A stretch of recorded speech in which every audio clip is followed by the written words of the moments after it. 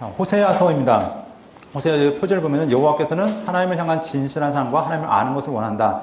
호세하면은 특징적인 단어가 있다면 사랑이라는 것을 이야기할 수 있을 겁니다. 뭐 성경 보면은 성경 전체가 다 사랑을 이야기하겠지만 그래서 특징적인 그 사랑에 대한 이야기가 있죠. 뭐 아가서라든가 호세아서라든가 이런 것들이 사랑이 무엇인가를 우리에게 보여주고 있는데 그 호세아는 특별히 결혼이라는 관계를 통해서 하나님의 사랑이 무엇인가 이것들을 우리에게 알려주고 있습니다.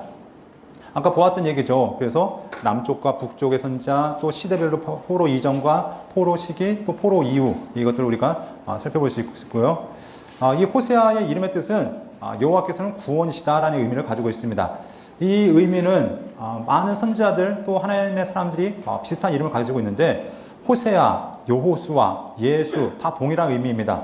의미는 무엇이냐면 여호와께서 구원이시다. 나중에 우리 아까 열왕기에서 보았던 엘리사도 동일한 의미죠. 엘리사도 여호와는 구원이시다. 그래서 이들의 이름이 이들의 이름 사역과 많이 좀 연관되어진 것도 우리가 살펴볼 수 있겠는데요.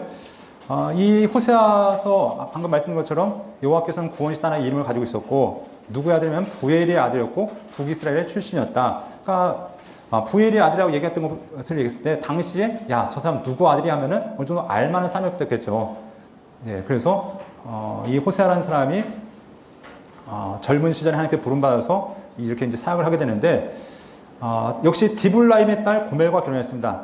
고멜의 아버지도 꽤 유명했던 사람 같아요. 그러니까 이름을 이야기하고 있을 텐데 여기서 이제 문제가 되는 것이 우리가 이 호세아서를 보면은 야, 어떻게 하나님께서 음란한 여인을 맞아서 음란한 여인과 결혼하라, 음란한 자식을 낳아라 이렇게 말씀할 수 있을까? 이 이야기를 볼 때 만약에 그럼 하나님은 죄악을 의도만 좋으면은 죄인도 그냥 용납하시는 거 용납이라는 자체가 하나님 성경에 분명히 간음하지 말라고 말씀했던 그 죄를 용납하시는 건가? 우리가 이렇게 생각해 볼 수도 있잖아요. 그러니까 많은 학자들이 여기에 대해서 이제 좀 고민이 많습니다. 그럼 이 음란이라는 것을 어떻게 볼 것인가? 호세아와 결혼하기 전에 이 고멜이 이미 바람을 폈을 것인가? 아니면은 아직 결혼하기 전에는 바람을 안 폈을 것인가? 여기에 대한 이제 고민이 많습니다. 우리가 보면은 뭐 그럴 수도 있지라고 얘기했지만 왜냐면 하나님의 속성이 죄를 용납하실 수 없는 분이라고 이야기할 때 그래서 아직 이 마음속에 음란한 그런 본성이 있었어도 아직 구체적인 죄는 짓지 않았을 것이 아닐까라고 이렇게까지 이제 좀 돌려 이야기하는 사람들이 있는데 어쨌든 성경은 음란한 여인과 결혼하라라는 이야기로 이 호세아의 결혼 이야기로 이 이야기가 시작된 것을 보게 됩니다. 자녀 가족 관계를 보면은 부인은 고멜이었고 장인은 디블라임이었고 자식은 아들 둘에 딸 하나가 있었는데 아들 이름은 이스르엘이었고 또한 로암미였고 딸은 로루아마라는 세 명의 자녀가 있었던 걸 보게 되고요. 동시대 선지자로는 이사야도 있었고 아모스도 있었고 미가도 있었고 또 누가도 있었죠? 네, 요나도 있었고 이렇게 선지자들이 있던 걸 보게 됩니다. 호세아 시대를 우리가 보기 위해서는 북이스라엘의 이야기를 좀 알아야 됩니다. 왜냐하면 호세아가 1절에 이렇게 얘기하잖아요. 우시아와 요담과 아하스와 히스기야가 이어 유다 왕이 됐을 때 곧 요아스의 아들 여로보암이 이스라엘 왕이 된 시대에 그러니까 이 사람이 배경이 되는 남유다 같은 경우는 우시아부터 히스기야까지의 배경을 이야기하고 북이스라엘의 이야기는 여로보암의 이야기를 하면서 긴 시간 동안 이 사람이 활동한 것을 이렇게 볼 수 있습니다. 그러면서 북이스라엘의 이야기 보면은 여로보암 2세라는 왕이 등장하는데 여로보암 2세는 무슨 왕조일까요? 네, 예후 왕조였죠. 여러분들 오늘 오전에 왕 이름 다 외우셨죠? 평소에 다 외우셨던 거니까 뭐 새로울 게 없겠지만 이 여로보암 2세는 예후 왕조입니다. 예후 왕조가 총 몇 명의 왕이 나왔냐면 5명의 왕이 나왔습니다. 누구까지 하면 이 스가랴까지죠. 스가랴까지 예후 왕조였다가 결국 이 스가랴 때 나라가 급격하게 이제 몰락하기 시작하는데 이 여로보암 2세는 아까 아모스가 얘기했던 것처럼 국제적으로는 이스라엘 위협할 나라가 없었고 강대국이 없었고 국내적으로는 나라가 가장 부강했던 시대 그리고 무역에 활발해서 이 나라의 산업은 참 풍부했지만 가난한 자는 더 가난해지고 부한 자는 더 부해졌던 그런 시대적인 문제가 있었다는 것을 알 수 있습니다. 자, 이런 시대에 이 호세아가 하나님 말씀을 전하는데 영적으로도 아주 침체기가 바로 이 여로보암 2세였죠. 그러니까 우리가 성경을 보면서 선지자들이 많이 나왔다. 그 얘기는 그만큼 악하구나. 왜냐면 한 명으로 안 되니까 한 명으로 안 되면 몇 명이요? 두 명. 두 명으로 안 되면 세 명. 그냥 계속 부으신 하나님께서 보내시는데 그래도 안 돌아오는 것. 이것이 그만큼 악한 시대였던 것을 우리가 보게 됩니다. 그래서 북이스라엘을 보면은 그 특징적인 시대가 두 시대가 있죠. 아합 시대. 그 시대는 가장 능력의 선자를 보냈잖아요. 엘리야, 엘리사. 그만큼 악하니까 하나님께서 그 능력의 선자를 보냈는데 그만큼 악한 만큼 잘 안 돌아옵니다. 자, 그만큼 능력 있는 선자를 보내도 안 돌아왔는데 자, 이 여로보암 2세 때는 이제 하나님께 양으로 승부하시죠. 요나도 보내시고 아모스도 보내시고 호세아도 보내시고 또 호세아를 그래서 말로 해서 안 되니까 직접 결혼 관계를 통해서 삶으로 보여주게 하시는데 그래도 돌아오지 않는 것, 이것이 이스라엘의 모습이었던 것을 우리가 알 수 있습니다. 그래서 여로보암 2세 시대에 이렇게 활동했던 걸 보게 되고요. 그 스가랴까지 이 예후 왕조가 유지했다가 결국은 이 예후 왕조가 하나님께서 말씀하셨죠. 이 예후의 왕조가 몰락할 것이다, 망할 것이다 얘기하는데 스가랴가 정말로 암살을 당하게 됩니다. 그리고 누가 왕이 되어지냐면 이제 살룸이 왕이 되어지죠. 살룸이 왕이 됐다가 얼마 못합니다. 한 달 남짓 이제 왕했다가 역시 죽고 누가 왕이 되냐면 무나헴이 왕이 되는데 무나헴은 그래도 2대가 이어지죠. 무나헴과 부가히야. 그런데 이 시대에는 이제 누구를 기억하냐면 무나헴 때는 왕이 이 국제 정세를 보면은 아수르가 점점 이제 세력을 키워갈 때죠. 특별히 이때 디글랏 빌레셀이라는 왕이 등장하는데 이 북이스라엘을 이제 침략했을 때 은 1천 달란트를 조공을 줘서 잘 달랩니다. 그래서 나라를 유지하는데 이때 이제 베가가 반역을 이제 준비하고 있죠. 그러면서 부가히야를 무나헴이 이제 죽고 부가히야가 됐을 때 이 부가히야를 암살하고 이 아수르와 이제 대적하려 합니다. 대적하려면서 이제 주변국들과 함께 연합을 하죠. 아람과 연합을 해서 이 아수르를 이제 대적하려 하는데 동맹군으로 누구를 부르냐면 유다를 요청하죠. 야, 우리 같이 아수르와 싸우자라고 이야기할 때 이 유다가 어떻게 해요? 그 당시 아하스 왕이었는데 오케이 했습니까? 싫습니다 얘기했습니까? 싫다고 얘기하죠. 그러면서 그때 이 베가와 아람의 르신이 같이 연합해서 남유다를 먼저 공격하는데 이때 이제 이사야 선지자가 이야기했던 이야기가 왕이시여 걱정하지 마십시오. 하나님을 의지하십시오. 그러면서 그때 유명한 메시지 처녀가 잉태하여 아들을 낳으리니 그러면서 하나님을 의지하면 하나님께 도와줄 것이라고 얘기하셨는데 이 당시 아하스가 어떻게 합니까? 아수르에게 찾아가서 그 아수르의 도움을 요청하면서 북이스라엘이 몰락하고 북이스라엘이 아니라 아람이 몰락하고 북이스라엘과 남유다가 이제 조공을 바치는 국가가 되어지는 이런 이제 비참한 상황을 우리가 보게 되는데 자세한 이야기는 이때 저 이후에 이사야서에서 다시 한번 이제 강조할 겁니다. 그래서 이런 상황들이 이제 호세아 때 나라가 몰락하기까지 이스라엘은 정말 아주 급격하게 나라가 몰락하기 시작하죠. 그리고 이 호세아 때 이 살만셀 5세와 사르곤 2세에 의해서 나라가 완전히 이제 망하고 역사 속에서 북이스라엘이라는 나라가 이제 사라지게 된 것을 보게 됩니다. 이런 이야기가 이제 이 배경에서 보게 되는데 여로보암 2세부터 호세아 통치 시기까지 간단하게 이렇게 우리가 보았고요. 여로보암 2세 이후로 나라가 이제 뭐 암살과 반역과 여러 가지 국내 정세에서 이스라엘이 힘을 발휘하지 못하는 이런 상황을 보게 됩니다. 그리고 30년, 여로보암 2세 이후로 약 30년 만에 나라가 몰락하게 되는 것을 보게 되고요. 북이스라엘의 영토를 보면은 이 여로보암 2세 때까지는 꽤 넓습니다. 여러분 남유다가 잘 살았을까요? 북이스라엘이 잘 살았을까요? 당연히 북이스라엘 잘 살았죠. 여러분 성지순례를 가보시면은 남유다 보면은 메마른 땅이잖아요. 여기 보시면은 뭐 우리가 요단강 건너서 딱 보면은 다 그냥 메마른 땅입니다. 여리고 봐도 그냥 거의 모래에다가 산도 거의 민둥산. 그런데 점점 북쪽으로 올라갈수록 이제 수풀이 무거워지잖아요. 물도 콸콸콸 흐르고. 그러니까 단지 환경만 그런 것이 아니라 농사 짓기에도 북이스라엘이 훨씬 좋았고, 뭐 양을 키워도 훨씬 좋고, 무역을 해도 북쪽에 있으면서 그 무역로가 있기 때문에 훨씬 더 유리하고, 그러니까 경제력 차이가 어마어마했습니다. 우리가 신앙적인 면에서만 남유다가 좀 더 북이스라엘보다 조금 나았던 면이 있지만, 북이스라엘이 결국 이렇게 부강하는데 이런 시대 가운데 영적인 타락, 또 사회적인 타락이 함께 이루어졌던 것을 우리가 알 수 있습니다. 그러면서 이 기록 연대는 언제 보는가? 753년에서 722년. 그러니까 722년은 북이스라엘이 망했을 때죠. 그러니까 이 시기까지 어떻게 보면 긴 시간 동안 약 한 30년의 기간 동안 이 호세아가 활동했던 것을 우리가 생각해 볼 수 있고요. 그래서 여기 아까 1절에 나왔던 것처럼 우시야, 요담, 아하스, 히스기야 시대에 활동을 했고 북쪽으로는 남유다 여로보암 2세부터 호세아 왕까지 활동한 것들을 우리가 알 수 있습니다. 기록 목적을 보면은 우리가 1장부터 3장까지 보면은 호세아서 내용이 그냥 거의 다 요약 정리가 되어 있어요. 우리가 결혼 이야기만 봐도 호세아서가 이런 내용이구나. 그런데 4장 이후로부터는 그들의 죄가 구체적이 무엇인지를 이제 지적하는 거죠. 그래서 우리가 3장까지만 봐도 호세아서는 내용 이해하는 크게 문제는 되지 않습니다. 그런데 이 일단은 기록 목적이 무엇인가? 음란한 아내를 맞이한 호세아 가정을 통해서 부정한 이스라엘을 사랑하시는 하나님의 사랑을, 하나님의 마음을 보여준 것을 알 수 있습니다. 그래서 호세아한테 샘플로 너 이렇게 살아봐 하는 것들을 보게 되죠. 그래서 그들이 호세아의 삶을 통해서 사람들에게 증언하는 겁니다. 이 고멜이 이렇게 타락했음에도 불구하고 호세아가 그 아내를 다시 되찾아오는 모습을 통해서 하나님께서 우리를 이렇게 사랑하신구나. 그것도 값을 지불하고 데려오는 것을 통해서 대속, 구속의 의미가 무엇인지를 우리에게 보여준 것을 알 수 있고요.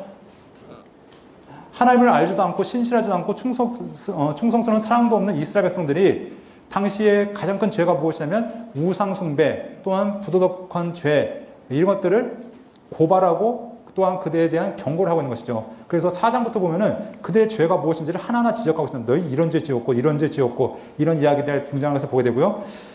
선지서의 마지막에 보면은 결론은 무엇이냐? 그럼에도 불구하고 하나님께서 그들을 사랑하실 것이다 라고 얘기합니다. 우리 잘 아시는 말씀 가운데 로마서 6장의 말씀에 보면은 우리가 아직 죄인 되었을 때 그리스도께서 우리를 위하여 죽으심으로 하나님께서 우리에 대한 자기의 사랑을 확증하셨다라고 얘기합니다. 이 얘기 뭐냐면은 우리의 죄보다 무엇이 더 크냐면 하나님의 사랑이 더 크다는 것을 이야기하고 있죠. 이 호세아서가 우리의 부정과 우리의 교만과 우리의 음란과 우리의 모든 하나님 앞에 범한 죄보다 무엇이 더 크냐면 하나님의 은혜와 사랑이 더 크다라는 것들을 이 호세아서를 통해서 우리에게 보여주고 있다는 것이죠. 그래서 이것까지 용납하신 하나님, 여러분 부인이 남편이 바람피고 나가서 그러고 있는데 그 부인을 데려오는 그 심정, 그 남편을 데려오는 그 심정, 한번 상상만 해도 끔찍하죠. 그런데 하나님은 그것까지 감당하시겠다는 겁니다. 그렇기 때문에 제발 돌아오라. 이것이 이 호세아서를 통해서 우리에게 말씀하신 바라면, 자, 첫 절과 끝 절을 보면은 첫 절은 어느 시대에 호세아가 활동했는지를 보여주고 있고요. 끝 절은 마지막에 무엇이냐? 결국 누가 지혜가 있어 이런 일을 깨달으며 누가 총명이 있어 이런 일을 알겠느냐? 결국 하나님을 알아가야 된다는 것들로 결론 내립니다. 지금까지 쭉 얘기했는데 진짜 지혜가 무엇이냐? 하나님을 아는 것이 진짜 지혜인데 너희가 그 지혜 가운데 돌아오고 의인의 길로 돌아와라. 하나님께서 마지막 요청하신 걸로 이런 이야기들이 마치는 걸 보게 됩니다. 호세아서는 몇 장으로 되어 있냐면 14장입니다. 내용이 좀 길죠. 긴데 시대도 좀 깁니다. 근데 우리가 내용을 구분해 보면은 처음 1장부터 3장까지의 내용으로 함께 먼저 볼 수 있고요. 그리고 4장부터 14장까지를 볼 수 있습니다. 1장부터 3장까지는 호세아의 가정 이야기입니다. 그래서 호세아가 어떻게 결혼을 했고 자식은 누굴 낳았고 그 자식의 이름의 의미는 무엇이고 이 자식 결혼하고 자식을 낳은 그것을 통해 하나님께서 의도하신 것은 무엇이고 특별히 집 나가서 다른 남자랑 살고 있는 그 부인을 데려온 걸 통해서 하나님께서 무엇을 의도하시는지 이것들을 하나님께서 1장과 3장을 통해 보여주셨다면 4장부터 14장까지는 이스라엘의 죄를 이야기하는 것이죠. 호세아의 이야기는 결국 무엇을 이야기하는가? 이스라엘의 죄인데 이스라엘이 하나님을 떠나서 돌아오지 않는 것. 마치 바람난 아내와 같이 하나님을 떠나는데 그러면 그 바람났다는 것이 무엇이냐? 첫 번째 우상을 숭배한 것과 또한 그들이 삶 속에서 하나님의 백성으로서 살아야 될 삶의 의무를 다하지 못한 것, 이것들이 결국 바람났다는 것들을 이야기하는데 그렇기 때문에 하나님께서 어떻게 하신가? 그들의 심판을 경고하시겠다라고 심판하시겠다라고 경고하신 걸 보게 됩니다. 하지만 호세아를 통해도 보였듯이 그럼에도 불구하고 다시 회복하겠다는 거죠. 다시 되찾아오겠다는 겁니다. 내 아내를 내가 되찾아오고 내가 여전히 너를 사랑하겠다라고 말씀하시면서 하나님께서 이스라엘을 회복하실 것을 이야기하는 것, 이것이 바로 이 호세아서가 우리에게 말씀하는 바입니다. 그렇다면 1절은 아까 보셨으니까 2절로 넘어가면은 호세아의 이제 결혼을 이야기합니다. 하나님께서 가서 음란한 여자를 맞이해서 음란한 자식을 낳아라. 이렇게 요청하시죠. 여러분, 하나님께서 선지자들에게 말씀하신 것은 이것이 보편적인 것과 특수한 경우가 있습니다. 우리가 이 호세아서를 읽으면서 하나님께서 선지자는 바로 이렇게 음란한 여인을 맞이해야 되는구나 하고서 지금 당장 저 몸 파는 거리로 가서 저랑 결혼해 주시겠습니까? 라고 얘기하면은 이건 전혀 하나님의 뜻을 이해하지 못하는 거죠. 이거는 특수한 경우입니다. 하나님께서 누구에게만 허락하신 경우였냐면 호세아에게만 허락하신 경우였죠. 왜냐하면 하나님께서 호세아를 통해서 보여주고자 하는 의도가 있기 때문에. 그러니까 우리가 말씀을 통해서 이것이 모든 시대, 모든 사람에게 보편타당한 말씀인가, 아니면 특수한 시대, 특수한 사람에게 주신 말씀인가, 이것들을 봐야 되는데, 바로 이 호세에게는 음란한 여자를 맞아서 음란한 자식을 낳아라 말씀합니다. 음란한 자식이라는 의미가 이 자식들이 호세아의 자식인지 아닌지 이건 좀 모르겠죠. 왜냐면은 성경에 구체적으로 나오지 않았기 때문에 아마 자식을 낳는데 이게 호세아의 씨가 아니었을 수도 있다는 것을 우리가 한번 짐작해 볼 수 있습니다. 근데 자식을 낳는데 첫 번째 이름이 무엇이냐면 이스르엘이라고 얘기하고 있습니다. 그러면서 하나님께 의도가 무엇이냐? 이스라엘이 말씀하신 의도가 보면은 이스라엘의 피를 예후의 집에 갚겠다. 아까 얘기했죠. 여로보암 2세가 예후의 후손에 얘기했습니다. 예후의 이제 4대 손이죠. 그 마지막 이제 5대째 나라가 망하게 되는, 이 예후의 왕조가 망하게 되는데, 하나님께서 예후가 처음에 종교개혁을 일으켰을 때 그 아합의 집안을 완전히 몰락시켰을 때 하나님께서는 이 예후를 어마어마하게 칭찬하셨죠. 나 정말 잘했다. 그러면서 하나님께서 그 집안이 왕에 오를 것을 말씀하셨는데, 결국 처음에 하나님 앞에 종교개혁자로 서서 하나님 앞에 순종했던 그 마음은 온데간데 없고 여전히 여로보암의 죄를 따라서 죄를 짓기 시작했을 때 하나님은 이 집안에서 심판을 명하신 것을 보게 됩니다. 특별히 이 예후가 자기가 왕이 될 수 있었던 계기가 어디냐면 이스라엘 평야에서 이 아합의 집안을 몰락시킨 것이 바로 하나님 이 예후가 왕이 되는 계기였습니다. 그런데 이 예후가 이스라엘 평야에서 그 아합의 집안을 완전히 다 몰락시켰잖아요. 그래서 요람 왕을 죽이고 또 그 어머니였던 이세벨을 죽이고 또 그 친척이었던 아하시아가 병문하러 왔을 때 아하시아와 그 형제 42명도 죽이고, 아무튼 이 아합의 집안에 남은 모든 사람들 다 몰락시켰던 것이 예후입니다. 그리고 하나님께서 이 예후를 왕으로 세우셨는데, 결국 왕이 된 그곳에서 결국 이 예후 왕조가 어떻게 될 것인가, 결국 다 몰락하게 될 것을 이야기하고 있습니다. 그래서 이 이스라엘이 어디냐면은 무기또 근처에 있는 중부산지 밑에 있는 넓은 평야인데, 이곳이 바로 하나님께서 예후 왕조가 심판받을 곳이라는 것들을 말씀합니다. 그래서 하나님께서 이 지도를 보면은 무기또 쪽에서 이제 본 곳인데요. 갈멜산에서 본 건가요? 어디서? 이게 아무튼 이스라엘 평원 지역을 보는데, 하나님께서 이스라엘 그곳이 결국 어떤가, 하나님께서 심는 곳이 아니라 하나님께서 이스라엘 이 예후 왕조를 완전히 뽑아내는 이스라엘의 모든 왕조를 하나님께서 심판하신 장소가 될 것이다 라고 이 첫 번째 아들의 이름을 이야기하고 있습니다. 두 번째 딸을 낳는데 루하마다라고 얘기하죠. 루하마라는 말은 긍휼여긴다, 사랑받는다 라고 얘기하는데, 로가 붙으면 부정의 의미죠. 아니다. 그러니까 너는 사랑받지 못한다, 긍휼히 받지 못한다. 그러니까 딸을 낳는데 얼마나 예쁠까요? 그런데 그 딸이 뭐예요? 너는 사랑받지 못할까요? 못하는 여자다. 너는 긍휼히 여김을 받지 못한 자식이다. 우리가 이 딸이 호세의 자식인지 아닌지 모르겠지만 아무튼 하나님께서 둘째 자식도 이렇게 이름을 붙이는 것을 보게 됩니다. 세 번째 자식을 낳는데 아들을 낳습니다. 그리고 그 아들의 이름은 무엇이냐면 로암입니다. 결국 뜻이 뭐예요? 너는 내 아들이 아니다. 너는 내 자식이 아니다. 결국 하나님께서 이 세 명의 자식을 통해서 하나님께서 이스라엘을 어떻게 생각하고 계신가? 내가 하나님께서 심으신 존재였지만 이제 내가 너를 다 파괴할 것이고, 내가 사랑받는 존재였지만 내가 너를 더 이상 사랑하지 않을 것이고, 너는 내 백성이었지만 이제 너는 내가 내 백성이 아니라고, 내가 너를 버릴 것이라고 하나님 말씀하신 것, 이것이 호세아의 가정을 통해서 말씀하신 것을 보게 됩니다.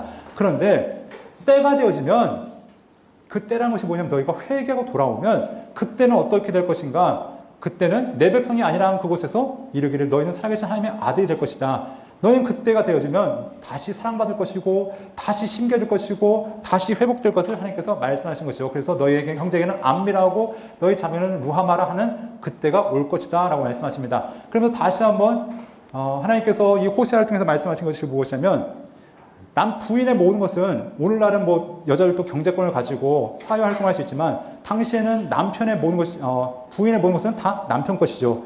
그러면서 지금 이야기한 것이 곡식과 새 포도와 기름은 내가 그에게 준 것이요 또한 그들이 바울에 쓴 은과 금도 다 너에게 더해준 것이다. 이거는 두 가지 의미 있죠. 첫 번째는 호세아가 고멜에게 하는 얘기일 수도 있고 두 번째는 하나님께서 이스라엘 백성에게 주시는 말씀입니다. 다 내가 너한테 준 건데 넌 그걸 가지고 누구한테 쓰고 있니? 남편인 나에게가 아니라 바알에게 주고 있고 헛된 것에 하고 있지 않니? 만약 고멜에게 하는 얘기라면 너 그 내가 준 돈 가지고 딴 남자 만나고 있고 내가 준 돈 가지고 바람 피고 있고 이 얘기가 바로 지금 하고 있는 얘기죠. 그런데 내가 다시 찾을 날이 있을 것이다. 그래서 그의 그 모든 죄악들을 그 눈앞에 드러날 것인데 그때 내 손에서 건져낼 사람이 없을 것이다.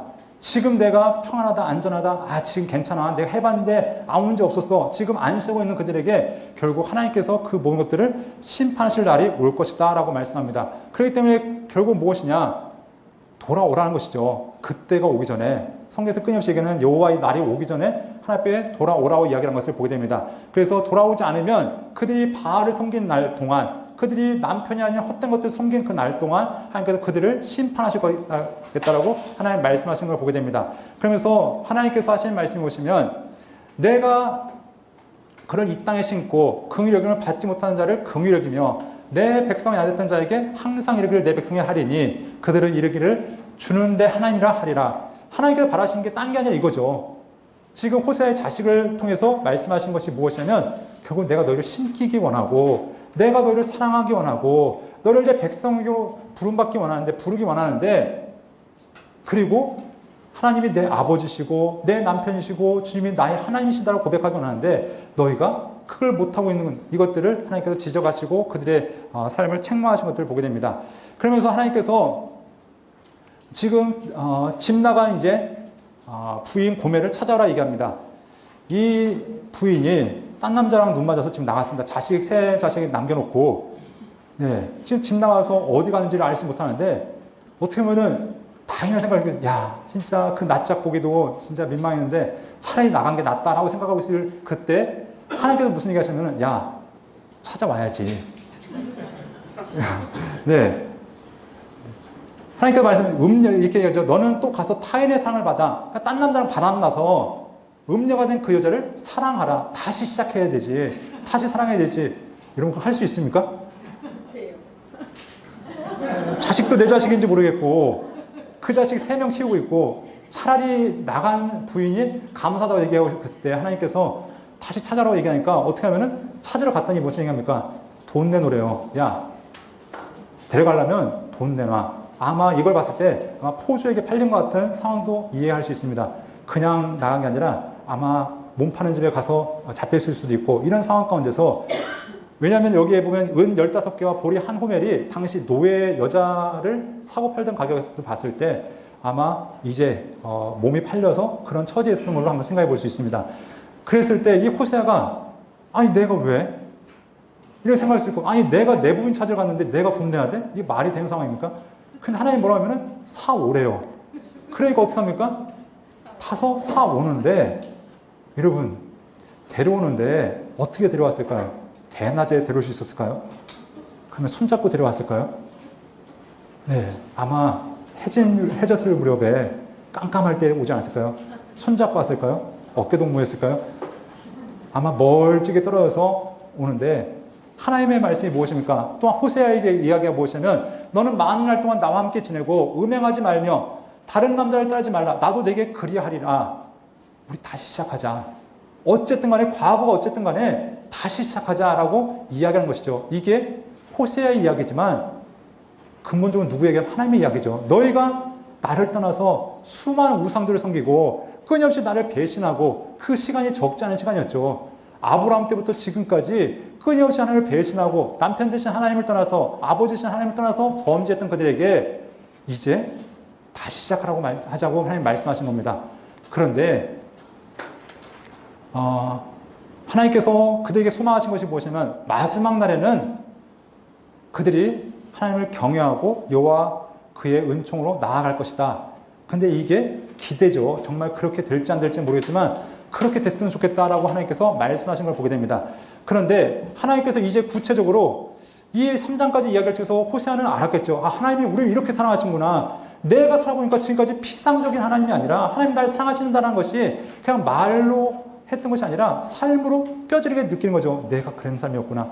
하나님이 우리를 이렇게, 우리가 하나님을 이렇게 배신했음에도 불구하고 하나님이 우리를 이렇게 사랑하시는구나. 이것들을 아는데 하나님께서 이제 이스라엘 백성에게 하신 말씀이 무엇이냐면 너희가 진실도 인애도 하나님을 아는 지식도 없이 살아갔다라고 얘기합니다. 그러면서 그들에게 얘기하는 것이 이 땅 주민과 논쟁하시나니 이 땅에는 진실도 없고 인애도 없고 하나님을 아는 지식도 없다라고 하나님 말씀하십니다. 하나님께서 이스라엘 백성들에게 불순종의 모습들을 이야기하는데 가장 큰 문제가 무엇이냐? 제사를 안 드렸는가? 제물을 안 바쳤는가? 절기를 안 지켰는가? 그 문제가 아니라 더 근본적인 문제라는 것이죠.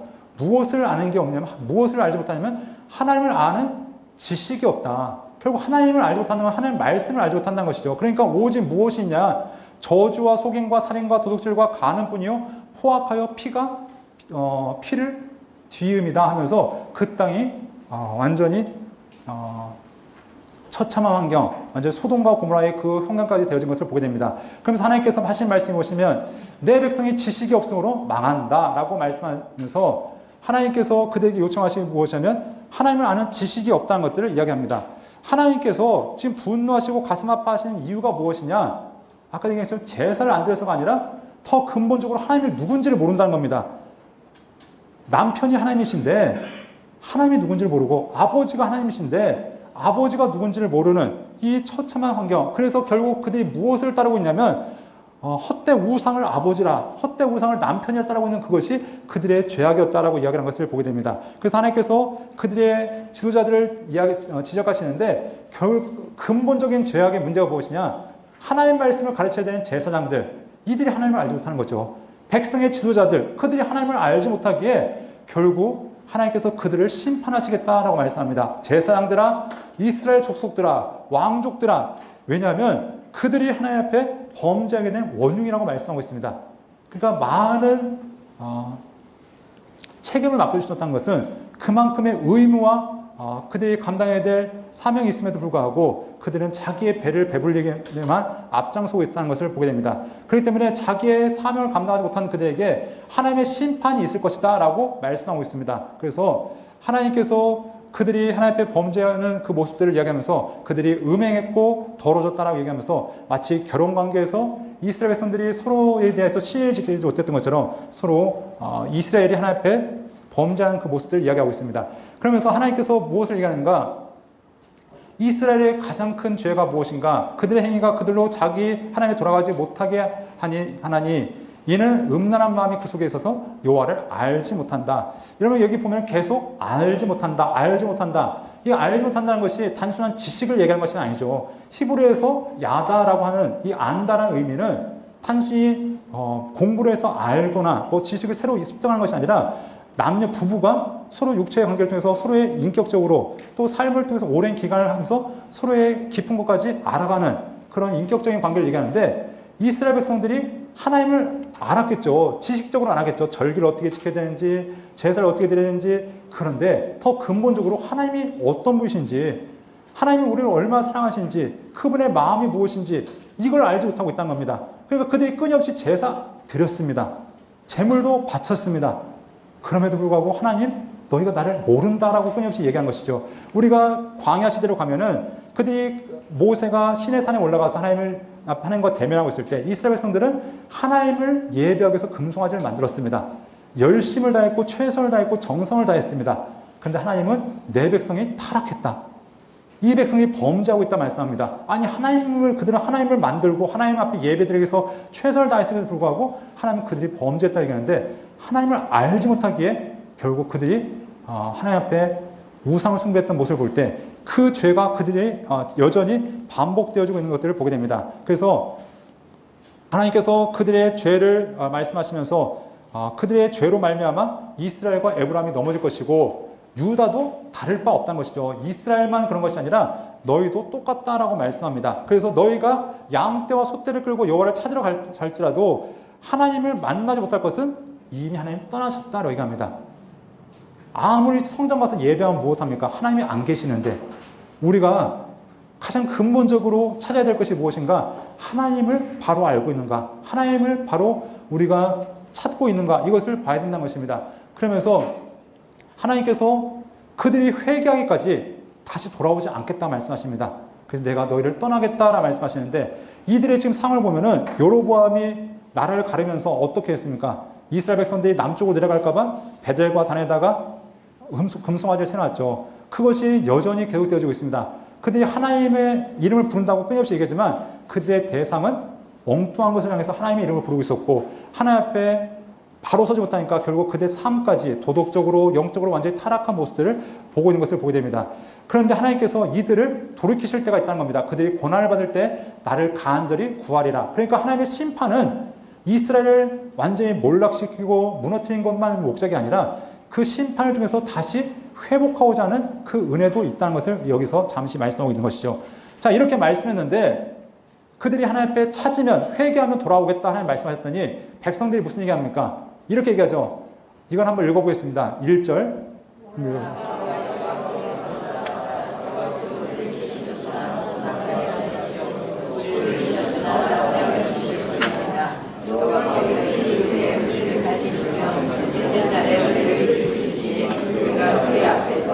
네, 우리 유명한 구절이죠. 보통 수련회 때 되면은 이걸 딱 표제로 딱 써놔요. 그래서 우리가 여호와께로 돌아가자. 여호와께서 우리를 찢으셨으나 도로 낫게 하실 것이요 우리를 치셨으나 싸매어 주실 것이라 하면서 여호와께 돌아가자. 이번 이제 부흥성의 표 하는데 이 1절부터 3절까지는 누구의 이야기냐면 여기 여러분 성경에 보시면 뭐라고 얘기하냐면은 이렇게 보통 표제가 등장하고 있습니다. 백성들의 불성실한 회개. 그러니까 이게 호세아가 외친 얘기가 아니라 백성들이 하는 얘기입니다. 계속 이 호세아가 돌아와라, 하나님께 돌아와라, 하나님을 알아야 된다라고 얘기했더니 그래 한번 알아보자. 그러니까 비아냥거리는 거죠. 야, 우리 하나님 알라니까 한번 알아볼까? 야, 하나님 어떤 분이신지 아냐? 하면서 하나님께 돌아가면은 하나님 우리를 고쳐주신 분이야. 하나님 우리를 치셨지만 싸매주실 분이야. 이틀이면 하나님은 오래 안 참으셔. 우리 금방 회복하시는 분이고 하나님 우리 편이라 하나님은 우리를 다시 세워주신 분이야. 그러면서 야, 하나님을 알아야지. 그래, 알아야지. 힘써 알아야지. 하면서 하나님은 새벽빛 같아. 밤이 끝나고 새벽이 분명히 오듯이 하나님은 그러신 분이야. 라고 하면서 지금 자기들은 어떻게 보면 철저하게 선민의식에 찌들어서 하나님은 우리는 알고 있어. 야, 우리 하나님 아는 거, 야, 한번 해보자. 라고 얘기하는데 이때 하나님 무슨 얘기 하십니까? 에브라임아, 내가 너를 어떻게 하랴? 유다의 내가 네가 어떻게 하랴? 너희 이내가 아침구나 시 없어지는 이슬 같도다. 하나님께 보시면은 니네가 지금 말한 것이 얼마나 헛된 이야기고 얼마나 그냥 지금 껍데기뿐인 고백인지 내가 알고 있다는 것이죠. 말로는 돌아가자 얘기하지만 삶은 바뀝니까? 안 바뀝니까? 전혀 변하지 않으면서 말만 돌아가야 돼 라고 얘기하는 그들을 향해서 하나님께서 원하신 것이 무엇이냐? 내가 진짜 원하는 것이 뭐냐면 나는 인애를 원하고 제사를 원하지 않냐며 번제보다 하나님을 아는 것을 원한다. 껍데기만 하는 것이 아니라 진짜로 아는 하나님을 알고 원한다라고 이렇게 말씀하신 거죠. 그러면서 하나님께서 그들에게서 말씀하신 것이 하나님께서 이스라엘을 고치라 하셨지만 그들이 거절했다는 것이죠. 하나님께서 고치기 위해서 그들의 죄를 드러내야 하실 때 그들이 하나님 앞에서 이중적인 행태로서 이렇게 죄를 지었던 모습들을 이야기하고 있습니다. 그러면서 하나님께서 그들에게 말로는 하나님 앞에 하나님을 알자, 하나님 앞에 돌아가자 하지만 하나님께 부르신 자가 단 하나도 없었다라고 이야기하면서 그들의 죄를 하나님께서 하나하나 지적하시는 모습들을 보게 됩니다. 그리고 7장에서도 하나님께 돌아오지 않는 그들의 죄를 이야기하시죠. 말로는 돌아간다 얘기하지만 그들이 하나님께 돌아오지 아니하며 구하지 않았다. 더 큰 문제는 무엇이냐? 여기에 이스라엘 백성들의 죄악이 무엇이냐? 하나님을 찾지 않고 하나님을 구하지 않는 것. 그 반대로면 하나님이 아닌 헛된 우상들을 구했다는 것이고 하나님이 아닌 하나님을 떠나니까 결국 무엇을 의지하냐면 열강들을 의지했다는 것이죠. 그 열강이 누구였냐면 당시에 애국과 아수르를 향해서 그들이 도움을 요청했다는 겁니다. 하나님이 아니라 우리가 안전하기 위해서는 아수르가 우리를 지켜줘야 돼. 애굽이 우리의 영원한 우방이야 하면서 그 주변 나라들을 의지하면서 하나님을 떠나고 있는 그런 어리석은 모습들을 보고 있다는 것입니다. 그러면서 하나님께서 그들의 심판을 명하시는데, 자, 12절 말씀 한번 보도록 하겠습니다. 10장 12절 시작.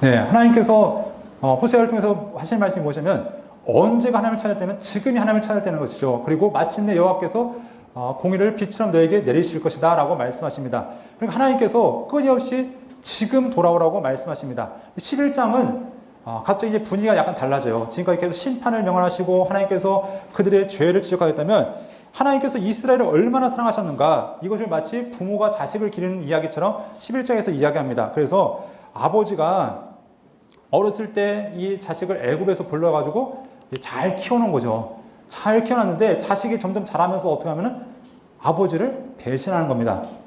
그래도 아버지가 그 자식을 향한 사랑을 포기할 수 있습니까? 없습니까? 내가 너를 걸음걸이를 가르치고, 내가 팔로 안아주고, 내가 너를 싸매어 감싸줬음에도 불구하고 이 자식은 귀찮다는 거죠. 왜 그렇게 삶을 간섭하고 그냥 냅두라는 겁니다. 그래서 하나님을 떠나간 그들을 하나님께서 어떻게 하시는가? 결국은 다시 돌이킬 것이다. 그래서 11장의 이야기가 이스라엘을 버리지 않겠다고 말씀하시죠. 에브라임아, 내가 너를 어찌 너를 놓겠느냐? 이스라엘아, 내가 어찌 너를 버리겠느냐? 세상은 자식을 버릴지라도 나는 절대 포기할 수 없고, 세상은 부인의 음행이 들어가면, 남편의 부정에 들어가면 포기하겠지만 나는 절대 너를 포기할 수 없다라고 하나님 끊임없이 말씀하신 것이죠. 그래서 내가 너를 절대 놓을 수 없다라는 그 하나님의 외침이 이 11장에서 나타나고 있습니다. 그래서 내가 다시는 에브라임을 멸하지 아니하리니 이는 내가 하나님이요 사람이 아니라 내가 있는 거룩한 이니 진노함으로 내게 임하지 아니하리라. 때가 되면 내가 너희를 다시 회복할 것이다. 때가 너희를 다시 돌이킬 것이다. 내가 자녀를 불러 다시 들이듯이, 다시 부정한 관계에 있던 이 고매를 다시 회복하듯이 내가 너희를 돌이킬 것이라고 말씀하시는 거 보게 됩니다. 그래서 하나님 이렇게 말씀하시는데 11장부터 13장까지 보면은 하나님께서 하신 얘기가 무엇이냐면, 니네는 옛날부터 죄 지은 자들이다. 그런 얘기를 하고 있는 것이죠. 그래서 누구에게라면은 앞에 보면은 이런 얘기죠. 야곱 이야기를 하고 있습니다. 뒤에 저 13장에 보면은 야곱이 하나님께서 12장에 보면은 하나님께서 야곱이 어떤 존재냐면, 실제로 보면 그는 상이라 손에 거짓거리를 가지고 속이기를 좋아했다 하면서, 이 야곱이 어렸을 때부터 이름의 뜻부터 속이는 자잖아요. 발꿈치를 잡는 자처럼 니네는 근본부터 조상 때부터 죄 짓는 존재였다. 그때만 그런 줄 아냐? 니네가 광야에 있을 때도 하나님 앞에 끊임없이 범죄했다. 그때만 그런 줄 아냐? 니네가 사울 때에도, 처음 왕을 세울 때에도 하나님을 배신하고 하나님 앞에 그렇게 나를 인정하지 않고 인간왕을 세우지 않았냐? 니네는 지금만 죄 짓는 존재가 아니라 옛날에도 죄 짓는 존재였다. 이게 13장에서 끊임없이 이야기합니다. 그런데 하나님께서 무엇을 얘기하시냐면, 결국 하나님께서 그들의 죄를 따라서 심판하실 것인데, 그들의 삶이 어떤 삶이었는가? 그들은 자기의 영화를 자랑하고 자기의 부함을 자랑하고 자기들의 권력을 자랑할 것이지만, 그것들이 얼마나 허망한 것인가? 그것들이 얼마나 별볼일 없는 것인가? 그들은 아침 구름 같으며 쉬 사라진 이슬 같으며 타작마당에서 광풍에 날리는 쭉정이 같다. 굴뚝에서 나는 연기 같다 하면서 그들의 자랑하던 모든 것들이 한순간에 사그라들 것을 이렇게 말씀하시는 걸 보게 됩니다. 결국 하나님께서 11장부터 13장을 통해서 11장에서는 이스라엘을 다시 회복하실 것이다. 그런데 너희가 잘났기 때문에 살아난 것이 아니라 너희는 근본부터, 조상 때부터 죄 짓는 존재였지만, 아까도 얘기했듯이 하나님께서 이스라엘을 사랑하신 이유는 이스라엘의 공로와 이스라엘의 어떤 행위가 아니라 이스라엘의 모든 죄보다 하나님의 공의가 크시고 하나님의 사랑이 크시고 하나님의 은혜가 크기에 그 하나님의 사랑 때문에 이들을 용납하시고 받아주신 것들을 이야기하고 있습니다. 그래서 호세아의 이제 마지막 호소가 나타나고 있죠. 14장에 보면은 마지막으로 하나님께 이 이스라엘 향해서 외친 이야기가 무엇이면, 하나님께 돌아와라. 내가 불의함으로 지금 엎드렸는데 너는 말씀을 가지고 여호와께 돌아와서 아뢰기를 모든 불의를 제하시고 선한 바를 받으소서. 결국 이스라엘이 돌아오기 위해서는 하나님을 알아야 되는데 알아야 하나님을 사랑할 수 있고 알아야 하나님께 순종할 수 있는데 그 근본이 무엇에서부터 하나님 말씀에서부터 시작되어진다는 것이죠. 그래서 그들에게 하나님 말씀을 가지고 하나님께 돌아오라라고 요청하고 있는 것이죠. 성경은 끊임없이 이 호세아를 통해서 니네가 왜 하나님을 떠났는가? 하나님을 알지 못하기 때문에 결국 하나님 말씀이 그들 가운데 사라졌기 때문에 그래서 하나님 앞에 말씀을 가지고 돌아와서 그들의 삶이 하나님 앞에 회복되어지고 그들의 삶이 하나님 앞에 돌아오기를 간절히 소원하는 것을 보게 됩니다. 그리고 그들이 이제는 하나님만 의지하게 될 때 그들이 헛된 것을 의지하지 않겠다라고 얘기합니다. 그래서 우리가 아수르의 구원을 의지하지 않을 것이고 말을 타지 않을 것이고 우리의 손으로 만든 것을 향해서 우리는 우리의 신이라 하지 않을 것이다. 이제 돌아온다는 것은 무엇이냐? 자기의 삶에 잘못된 것을 다 돌이킨 것인데 그들의 죄악이 무엇이었습니까? 하나님이 아닌 것을 하나님이라 얘기했던 것들을 다 내어버리고 주변의 열방을 의지했던 것들을 내어버릴 것이고 또한 오직 하나님만 바라보고 긍휼을 베풀 것 이것들을 이야기하고 있습니다. 그래서 하나님께서 그대에 돌아올 때 그대의 반역을 고치고 하나님께서 그들을 회복하실 것인데 그때는 더 이상 우리는 우상과 상관이 없는 자가 될 것입니다 라고 얘기합니다. 정말로 이스라엘 백성들이 이렇게 망하고 나중에 역대기에 보면 이스라엘 백성들이 남은 자들이 돌아오게 됩니다. 돌아오게 되는데 그때는 더 이상 우상의 문제가 언급되어지지 않죠. 우리가 하나님께서 약속을 지키실 것인데 하나님께서 이스라엘을 회복하실 것을 말씀하십니다. 그래서 그들에게 다 마지막으로 부탁한 것이 무엇이냐면 누가 지혜가 있어? 이런 일을 깨달으며 누가 총명이 있어? 이런 일을 알겠느냐? 여호와의 도는 정직하니 의인은 그 길로 다니거니와 그러나 죄인은 그 길에 걸려 넘어지리라 말씀합니다. 하나님께서 말씀하신 것이 무엇이냐? 누가 있어 내 사랑, 내 마음, 내 탄식을 깨달을 수 있는가? 지금 호세아는 알았습니다. 아, 하나님이 이런 마음이구나. 하나님이 우리를 이렇게 사랑하셨구나. 우리가 이렇게 부정함에도 불구하고 우리가 이렇게 죄악됨에도 불구하고 우리를 향한 그 사랑을 포기하지 않으셨구나. 그러면서 호세아는 그 하나님 앞에 가까이 나가지만 하나님께서 무엇을 얘기하시냐면 누가 내 사랑을 알아줄 것인가? 지금 호세아의 입을 통해서 말씀하시고 있는 겁니다. 성경은 이렇게 말씀하죠. 이스라엘이 망한 이유가 무엇인가? 결국 하나님을 알지 못하기 때문에 하나님을 아는 지식이 없었기 때문에 망했다라고 얘기합니다. 하나님께서 이 시대 가운데 원하셨던 것이 무엇이냐? 너희는 하나님을 아느냐? 말로만 내가 성경을 얼만큼 읽었고요. 내가 교회 생활을 어떻게 하고요. 내가 하나님 앞에 제사를 얼만큼 드렸고 그것이 아니라 진짜로 그 하나님의 그 애타는 심정을 알고 있는가? 하나님이 누구신지를 정확히 알고 있는가? 이것들을 끊임없이 요청했다면 이 외침은 호세아뿐만 아니라 오늘날 우리에게도 끊임없이 외쳐지는 음성일 겁니다. 여러분은 그 하나님을 알고 계십니까? 하나님의 그 사랑을 알고 계십니까? 하나님의 그 마음을 알고 계십니까? 우리는 하나님의 마음을 안다고 얘기하지만 말로는 얘기하지만 정작 하나님의 뜻은 나와 별 상관이 없습니다. 어떻게 하면은 좀 더 내 삶이 나아질 수 있을까? 어떻게 하면 좀 더 유명해질 수 있을까? 어떻게 하면 좀 더 내 교회가 하면서 하나님의 뜻이 아닌 내 뜻, 내 생각, 내 주장이 앞서고 있지는 않은지 우리가 보면서 오늘 우리에게 하나님께서 말씀하신 것이 무엇이냐면 하나님을 알라. 하나님을 알기 위해서 오늘 우리에게 무엇을 얘기하는가? 결국 하나님께 돌아오라 말씀합니다. 하나님께서 고매를 다시 되찾으라고 하는 그 말씀처럼 오늘 우리가 우리의 모든 것들을 내어놓고 하나님 앞에 나아가야 됩니다. 부정한 모든 것들을 다 내어놓고 하나님 앞에 돌아갈 때만이 하나님을 온전히 알 수 있는데 그것이 하나님께서 오늘 우리에게 요청한 바입니다. 성경은 하나님을 알라. 아는 자가 하나님을 사랑할 수 있고 사랑하는 자가 하나님 앞에 순종할 수 있고 그분 앞에 함께 나아갈 수 있다고 얘기합니다. 여러분 오늘 이 호세아를 통해 말씀하시는 하나님의 사랑 하나님께서 우리 향한 그 외침이 여러분 가운데도 온전히 새겨지기를 간절히 소원합니다.